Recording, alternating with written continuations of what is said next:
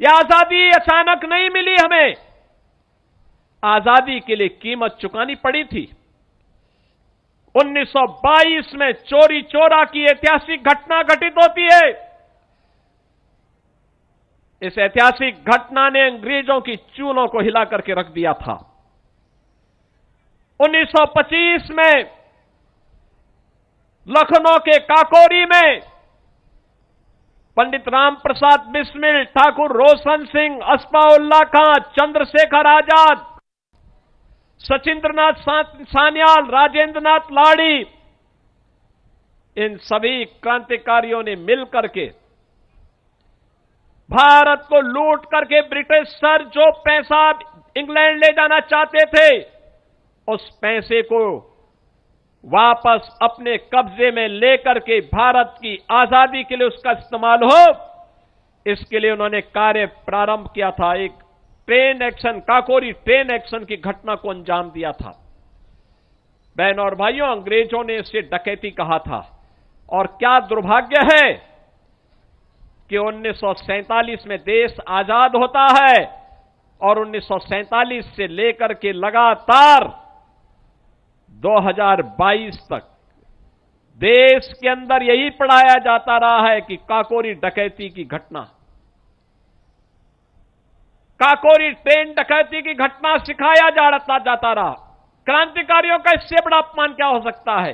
प्रधानमंत्री मोदी जी ने काकोरी ट्रेन घटना को ट्रेन एक्शन की घटना बताया, कहा कि भारत की आजादी का मंत्र था जो देश को लूट रहे।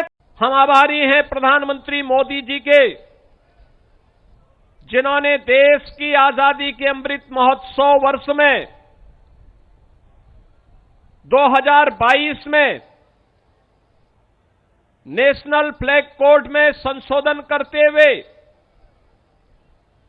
उन्होंने ये सुनिश्चित किया कि सम्मानजनक तरीके से अगर कोई नागरिक अपने घर के ऊपर भारत के तिरंगा को लगाना चाहता है तो उसको ये स्वतंत्रता मिलनी चाहिए।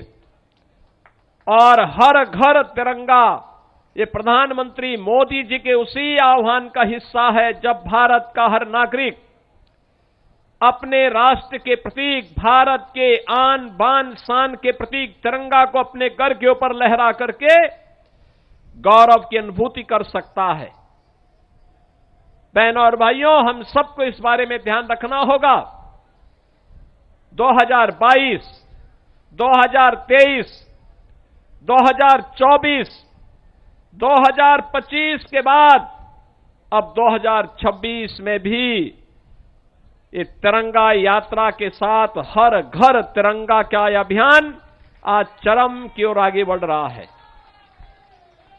याद रखना, राष्ट्र के महापुरुष और राष्ट्र के क्रांतिकारी किसी भी युवा के लिए प्रेरणा होती है। ये जो तिरंगा है